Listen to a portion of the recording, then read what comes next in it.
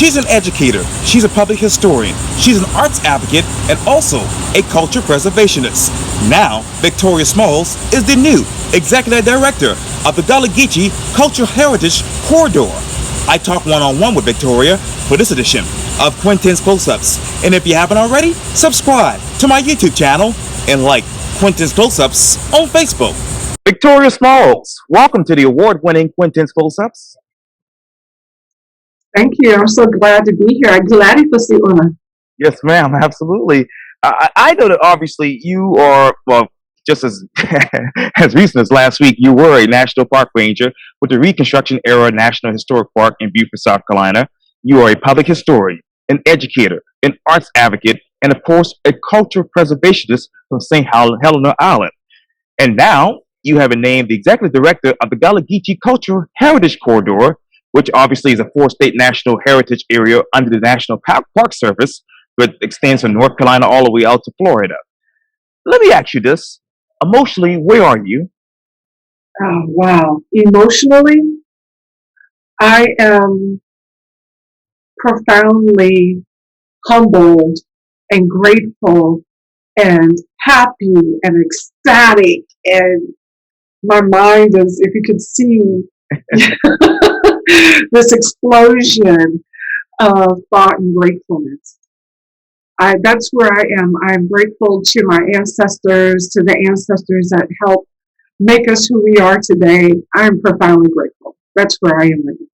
And as you know, the Gullah Geechee Cultural Heritage Corridor was established in 2006 by Congress to recognize and preserve, of course, the cultural treasures of the Gullah Geechee people.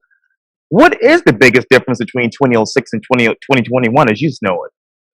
Wow. So one of the great things about there are differences. We're growing, we're learning. The community is learning more about what Gullah Geechee is, thanks to you, thanks to culture bearers in our communities that are working on grassroots levels, thanks to the commissioners that have been doing some of the important work, working within their communities that they have been appointed to by the Department of the Interior. What is different? We're learning about a lot of the triumphs and also challenges within our communities. We have these community public meetings within the corridor, within the 4-state areas, and then we have gatherings where they can give public input.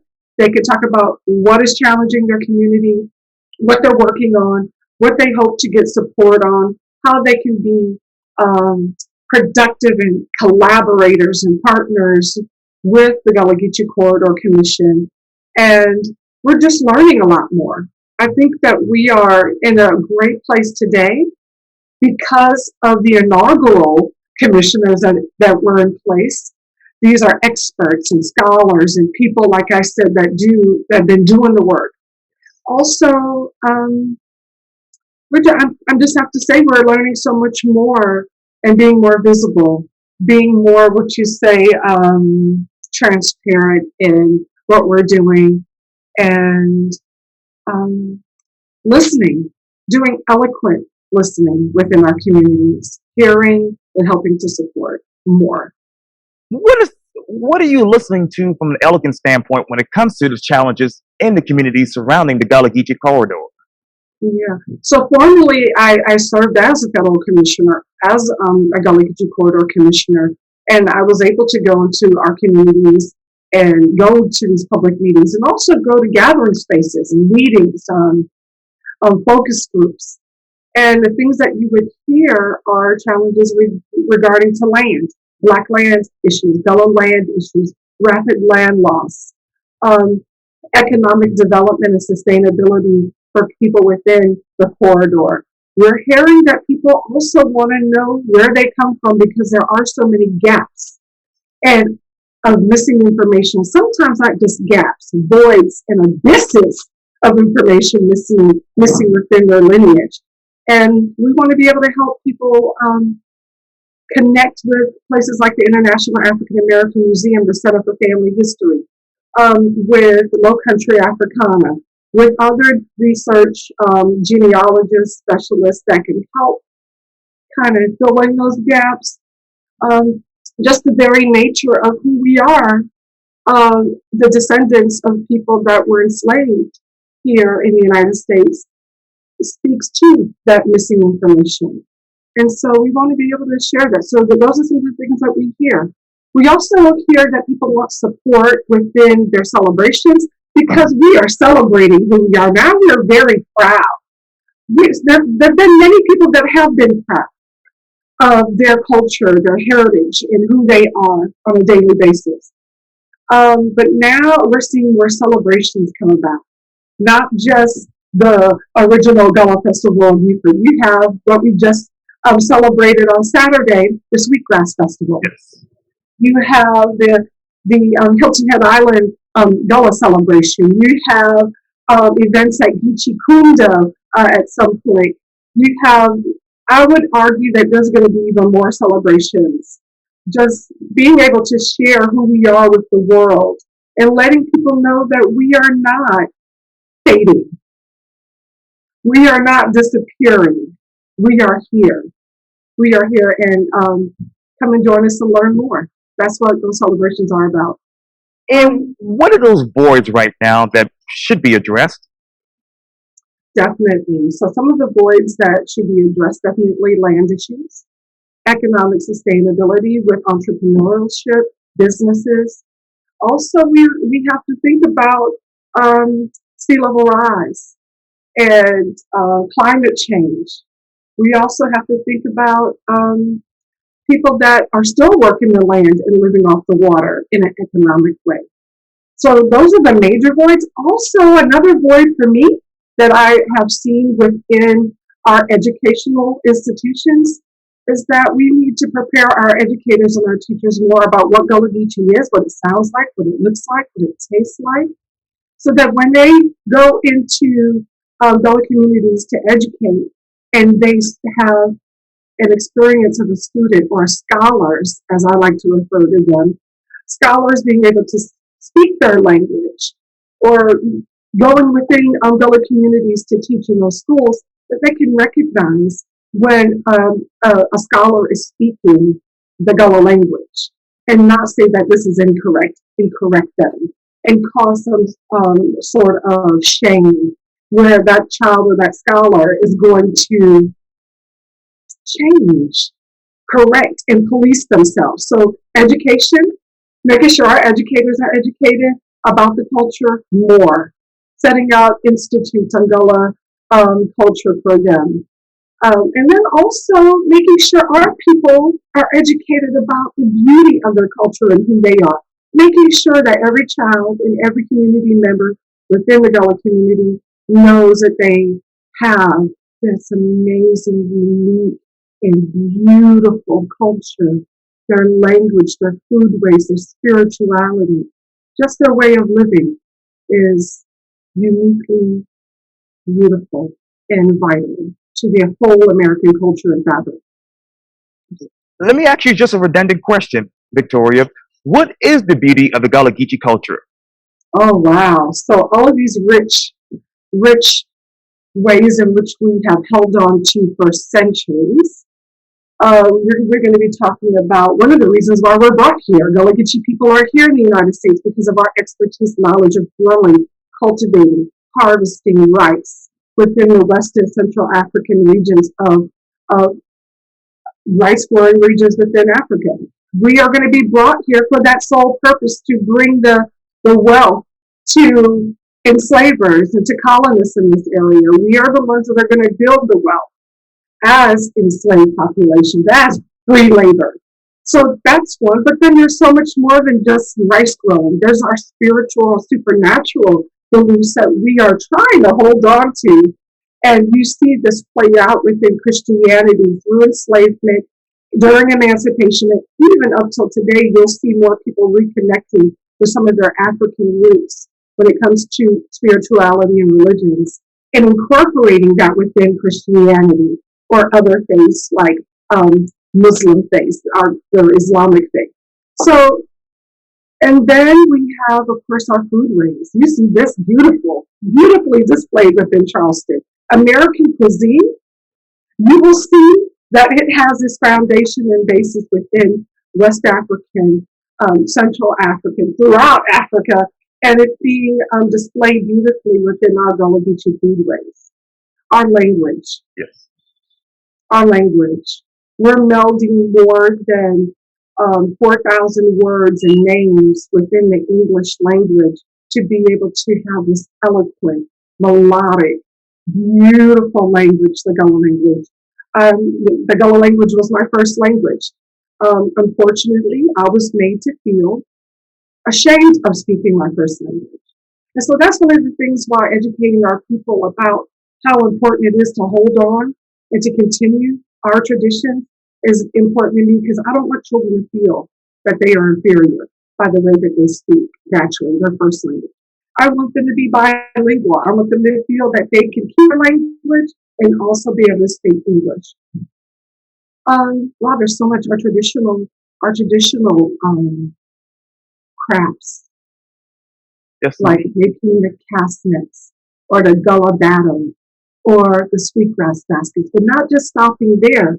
We have new generations that are embracing the Gullah culture in their own way. And they're coming up with new art forms, whether that's speaking it in spoken word, whether that's in a rap song, whether that is incorporating it into some type of rhythm and blues, or also coming up with a whole new art form that speaks to how they want to represent their culture. So much. We got so much richness. So much. Absolutely. Where is that new generational wealth along the corridor? Where? Yes, ma'am. Well, everywhere. Everywhere. So we're going all the way, of course, to Wilmington, North Carolina. Definitely. Coming on down to the heart, into the middle, the low country of South Carolina. It's in the middle. So I call it the heart. And then we're going even down a little bit further down to St. Augustine, Florida. You're going to see the richness displayed, of course, in Charleston, in areas like Johns Island, Wadmalaw, Mount Pleasant, Georgetown, Yes. Sandy Islands, going on down to Beaufort, St. Helena Island, Hilton Head Island. Even though as developed as Hilton Head Island is, you can see the beauty of the Gullah Geechee culture hidden behind some of the landscapes of Hilton Head Island. It's still there. And then we have also going on down, just keep going on down the coast, on down to Sapelo Island and Darien, Georgia, Right. and McIntosh Yes. County. Our counties from Pender County all the way down to St. Johns County in Florida, going down to Jacksonville, Yes. and going on down to St. Augustine, everywhere, everywhere. And even the places in between, places like I'm going to visit tomorrow, Lincolnville, Yes. community of Lincolnville. I'll get to go visit there tomorrow and discover a little bit more about what Gullah Geechee is in their community. And we'll see all the similarities throughout these regions within our corridor. But then there's like these special, when you go within the communities, you see things that are similar, and then you see things that are distinct. For example, even the language and our accents. You can distinctly see someone speaking like me from St. Helena differently than you would in Charleston. So just being able to recognize the differences, the similarities, and definitely the beauty of our people. There are people that love the culture, Right. love the Gullah Geechee culture, but we want to make sure they love the people that make this culture possible. Absolutely. And what is the quality of life right now? Say that again. What is the quality of life right now? Well, it's going to vary. It's going to vary. The quality of life for Gullah Geechee people right now, we need to be able to help them to uplift themselves within economic sustainability, within of course land. Land is going to be the basis, and not just land, but ancestral land. Helping for communities be an advocate for land rights. Now, So when you have communities and families, individuals that are fighting to keep their land, their language, their cultural assets, there's going to be struggle. There's going to be anxiety. There's going to be a need for greater support. So that's why the Gullah Geechee Corridor Commission exists, to be able to be that entity along with commissioners, because we're doing the work of the commission, to be able to educate our communities, to be able to help support in an economical, sustainable way, and to be able to document and preserve the beauty and the vibrancy of the culture and how it is evolving, moving. So in communities, our communities that are struggling. There are right now on Hilton Head Island, which is a very vibrant economical space and place. There are Gullah families struggling for their land, and this is a situation that is repeated throughout the Gullah corridor, throughout the United States when it comes to African American communities. But we are here to support. I'm able to support in a more focused way, but also carrying on the great work of the commission that helps guide and set policy for the work that we do as staff and how we engage the community. Where is your support right now? Where is our support? Wow. So number one, the people, the community members. And we have partners, lots of partners that work with us. We do the great work. Of course, we are an entity that works with the National Park Service under the Department of the Interior. We're not a federal agency, but we are a nonprofit organization that needs support, needs time, needs talents. And so there are partners all throughout the corridor that we help support and that support the work that we do. It's definitely a give and receive a relationship. Our support is going to be school districts. Our support is going to be people like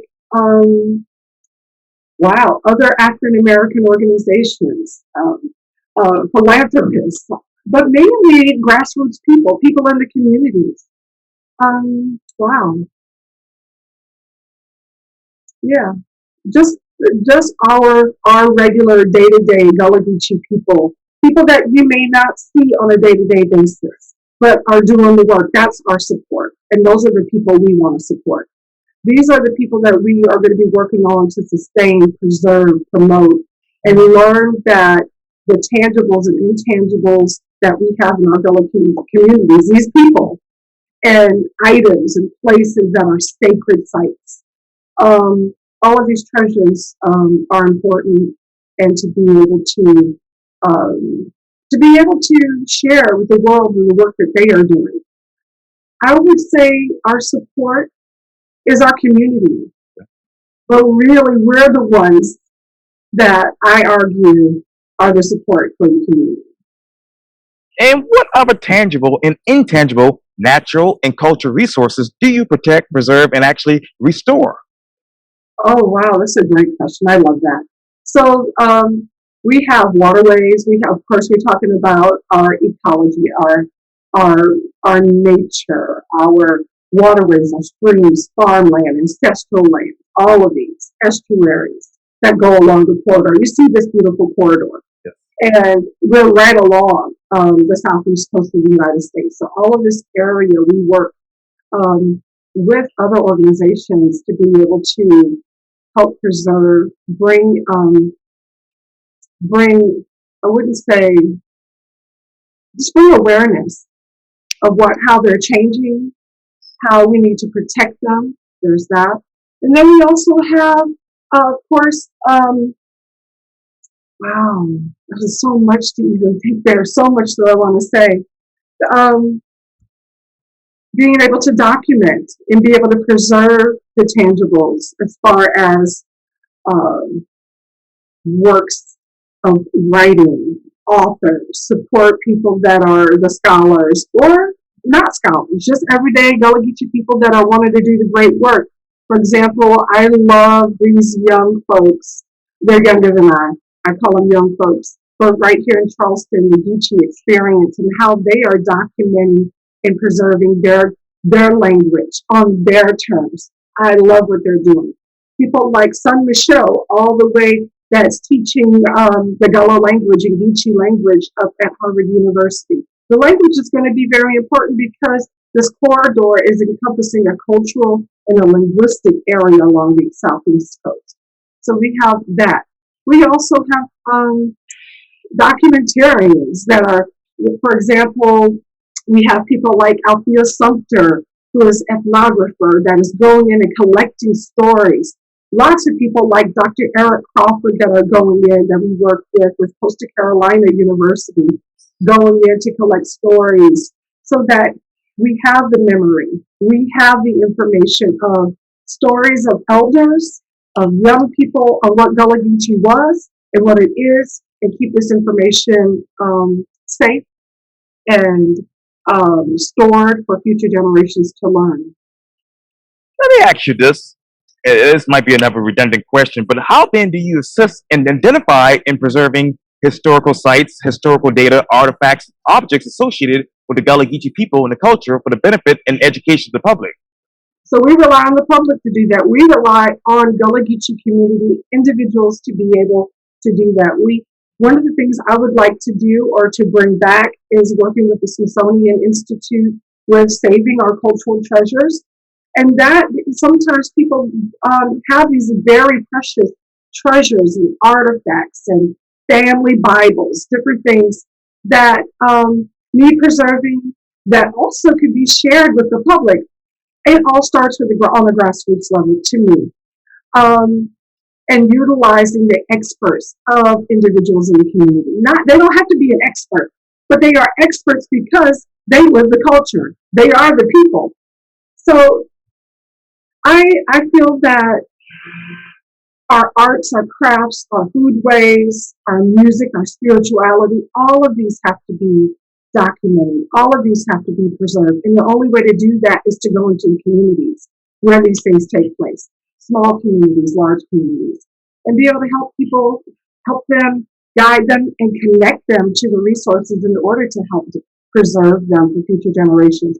Or not even just for future generations, to help educate the world about the beauty of the Gullah Geechee culture and the people. Absolutely. And let me ask you this. Where is there a lack of access to traditional areas along the corridor? There is a lot of lack of access. We see Charleston, South Carolina as this epicenter of Gullah Geechee culture. You see it play out within the tours that are offered to educate people about the culture in the communities. You see it with the Gullah Geechee being having its office on Johns Island. You see it with museum spaces that are opening up, that are open. You see it within the restaurants. But as you gravitate to other areas, you will not see a great deal of it. You can see it in pockets of larger cities like Georgetown, like Wilmington, like Beaufort isn't huge, but definitely like Beaufort, South Carolina. Going on down, you can see it in pockets. So there are lots of lack of access. And that's why our commissioners are spread out throughout the Gullah Geechee corridor. We have a 15-member commission that are appointed, federally appointed people that are in these areas that can help set up and have set up more focused groups of grassroots. And I use that word a lot because it's so vital. Because we cannot be this corridor that we are without the individual, without the community, and then without a larger focus group, and all of us coming together, converging, connecting, and sharing the vital, what is vital within our communities to hold on to save, to promote. Absolutely. And I'm so sorry about this. There's a lawnmower in the background. But let me ask you this. What recreation sites, seafood harvesting access areas, burial grounds, and religious sites that are viable today? Definitely. We have cemeteries, religious sites, we have churches, we have prayer houses. I like to say the word prayer house because that's what my granny called it in our community. So prayer houses, I've been taking some time to document where they're located, where they used to be located, There was one place that I found on St. Helena Island that my grandma used to go to, and it's in the Tomford community on St. Helena Island. But that house of worship is no longer there. But there's a sign that says Prayer House Road, and that's the road she used to go to, and we used to walk her to get her to prayer and to worship. So prayer houses is definitely something that is fading. You do not see them. If they are standing, of course, they're extant prayer houses. And then you also have, wow, our rice fields. Those are things that you don't see much anywhere. There are organizations that are working within the corridor, working with higher education institutes that are working to reestablish rice fields, to be able to educate the community about the importance of rice and the impact that it had on American economy and its wealth. And then you also have places that are cultural centers that need support, whether that is through attendance, volunteership, being able to provide talents and financial resources. And I mentioned, I mentioned Geechee, which is an amazing place that needs support. Even the Penn Center has been called a cultural epicenter for the Gullah Geechee culture, and that's a place that needs support. You go on down to the Gullah Museum on Hilton Head Island. That's a place that needs support. I can go on and on and on, but there's also Gullah families that have farms. They're working the land, and they have outdoor farmers markets and stands where they sell and count on the sales of this produce to be able to sustain themselves and their community members. Wow. There's so much. There's so much richness and lots of work to be done to help preserve and to promote and advance the work of our people in our community. Why is there a lack of legal support to assist in resolving property issues, particularly with regards to the heiress property and the inability to sustain traditional property ownership due to increasing property taxes? With that, we need to support organizations like the Center for Heirs Property Preservation, and then also more organizations like them. We do not have enough agencies, organizations like that one to be able to help each community. I would love to see a Center for Heirs Property in every county along the corridor to advocate and assist and support families that are struggling with land loss, and it is rapid land loss. It has been going on. This is prime real estate throughout the corridor now. You say from St. Augustine all the way up to Wilmington, North Carolina on this coast, this is areas that was designated for people to be enslaved people, newly freed people, emancipated people, the freedmen to be relocated to during Reconstruction.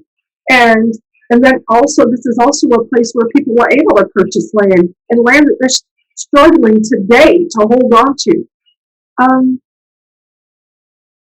The corridor, the Gullah Geechee corridor, this office has a lot of work to do in that endeavor and advocating for more organizations, going into local government, on the state, local, state, and national level to be able to advocate for our people in land rights.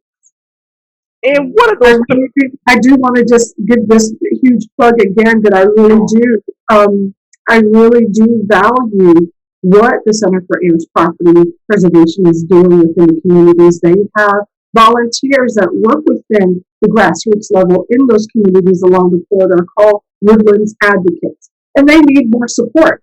They need more people to help, even if it's someone who has been through the experience of land issues and challenges. Maybe they could lend their experience as an advocate, a woodlands advocate, going to festivals, going to community gatherings, going within the communities to be able to spread the word that the resources are available, that they need the financial support. Just advocate, advocate, advocate. Also, just making sure our people know that there are some resources out there for them. Absolutely. And I'm like, again, my apologies about that. But what are those typical inappropriate development patterns that you see? Mhm. Yeah. So we'll see along throughout the corridor. We have seen businesses that have brought in development that is not economically responsible, that is not ecologically responsible to the land. We have seen developers that have displaced families. We have seen communities and towns that keep forcing out the very people that have helped bring the wealth to this area and pushing them into the interior, making them go to other communities in which they do not work, in which they have not lived. So you see lots of or businesses that do not do it in a responsible way, in a way that does not bring in the care and the value, and not seeing the value of the people that live there. There are some very good examples of responsible development. For example, um, it's kind of late, but Hilton Head Island has put in some effort regarding educating the town about ancestral Gullah Geechee land. They've brought in a some consultants that have worked on how to keep the land productive and profitable and ways to help alleviate some of the strain. Also adding a staff person within their town that serves as the go-to person for people that are having challenges to help them navigate some of the local bureaucracy or laws and help them understand the ordinances and laws regarding their spaces and their communities and what can be done and what cannot be done. Right now, they are also looking at protections, cultural protections. But I believe and I argue that this should carry on throughout the Gullah Geechee corridor. Now, Hilton Head Island is also one of the spaces that is going to be uh, has done have been irresponsible to Gullah Geechee people um, regarding displacing. Right now, there are families that are being displaced through eminent domain, through the widening of Highway 278. You see this happening out throughout our counties within the Gullah Geechee corridor. We got a lot of work to do. We got much work is to be done, and I'm ready. I'm ready to help be a connector, a supporter, and an advocate for our people that are struggling. What are those other cities and towns that, in many people's mind, have been actually irresponsible with the Gullah Geechee culture and the respect for these families and lands? Well, that's going to be just about every. That's going to be every space. That's going to be every space. You see, wow, that's going to be every space. Quintin, I would have to name every single town and county within the corridor. That's going to be every space. Are they trying to do better? Yes, yes. There are some things that where they are trying. Um, You see places like, of course, you take an example of Defusky Island, and I'm going to have to learn more about our communities. And this is my very first day Hey. as executive director. Working as a Gullah Geechee commissioner, I have been able to go to these spaces and hear community members speak about their plights, their challenges, but also celebrate what they're doing right, setting up spaces where people can learn about the culture. But you also hear about the struggles. And I'm still learning. and I'm gonna be learning quite a bit more. Where, for example, people are inviting me to come and learn about the struggles and the challenges and how to uplift and support in some way. And I'm very eager to be able to begin that process. So I'm still learning, Quintin. Absolutely. And how do you specify the existing and potential sources of funding to protect the corridor? So we definitely get funding on an annual basis that comes from the National Park Service and the Department of the Interior. So we get that. However, we also need to establish or reestablish our foundation, our Gullah Geechee Foundation, where that serves as and that's not for me to say, that's a task for the Gullah Geechee Corridor Commission as a body to be able to establish a foundation. So I don't want to speak out of place when it comes to that, but reestablish a foundation where people are able to support the corridor through their time, their talents, through their financial resources, to really to help protect and promote the good works that are happening throughout. The vitally important task of establishing this foundation is going to help uplift all of our communities. It's not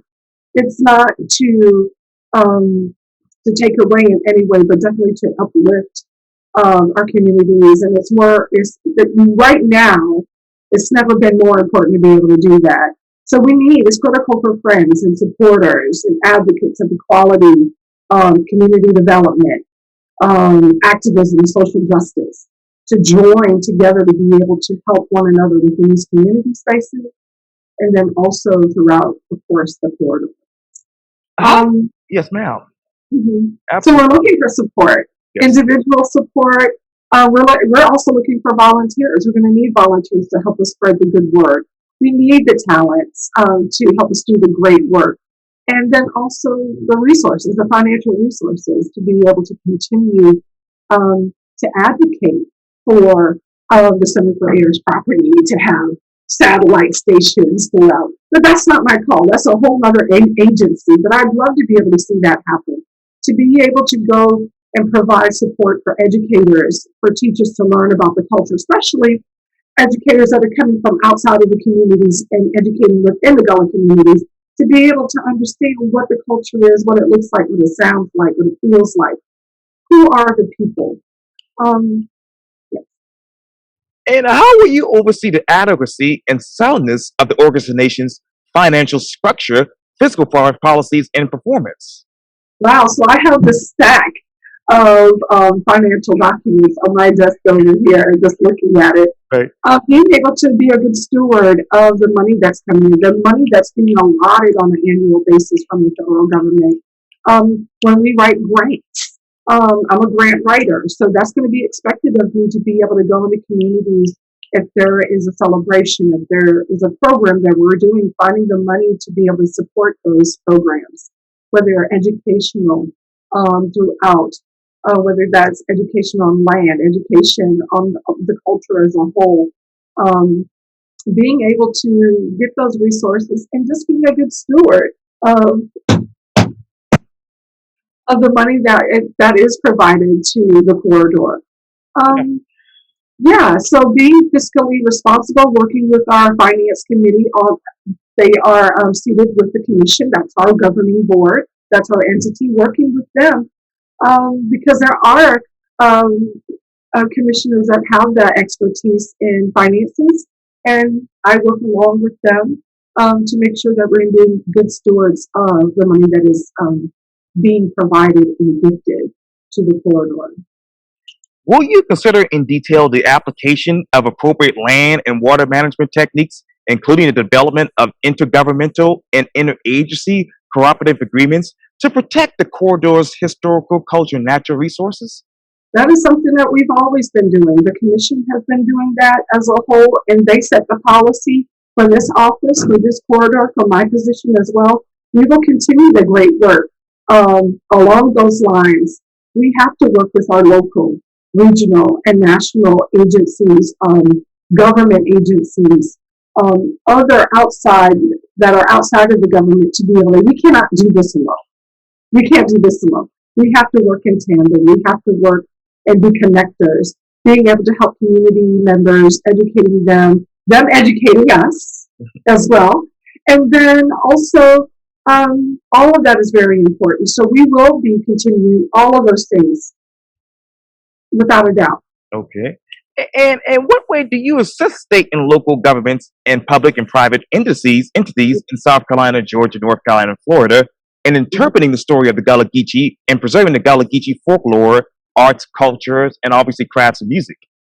Absolutely, I love that. So we'll work with, for example, for local and regional government agencies, we will ask for financial support. And we will ask for financial support when it comes to celebrations. These celebrations and these festivals that we have, these gathering spaces, they don't just happen, just come out of the air. They need financial support. So whether that's through an accommodation tax or some type of special grant that helps with the marketing of of these programs and events, marketing outside of the Gullah Geechee corridor area, bringing people in to help reestablish, and move forward heritage tourism. That is going to be very important. The heritage tourism component is vital in order to bring economic sustainability, to bring education, and this also works along the line of documentation and preservation of the culture. So we have heritage tourism when you go in and work with the local and regional agencies, governmental agencies. You have to speak with them. You have to go to these county city council meetings and county council meetings and introduce yourself and speak on behalf of the community, accompany community members and support them. So I really feel like we can do a really great job at helping to promote and market. We have our foundational document on tourism, the Mandela report that the Gullah Corridor has put out. And this is a major research document that shows some of the disparities, shows how we can improve, and where people are coming from, where they should be going. I was a part of that process as a commissioner, doing some of the work strategically to help develop that with the consultant that we brought in. So using that document to help, because it is research that is founded in facts. So I really like the idea of being able to support our communities and going into local regional government offices and support them in writing grants or proposals to bring funding to programs that may not be getting the funding that they should. Because that's a major educational component to be able to educate not only ourselves, but mostly the greater population.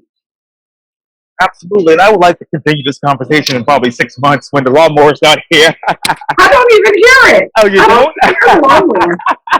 That's a good thing. But Victoria Smalls, thank you so much for your time. And again, congratulations and welcome to the award-winning Quintin Close-Ups. Thank you so very much. I'm ready to do some great work. It's been a pleasure to speak with you today. Likewise. Thank you. Thank you.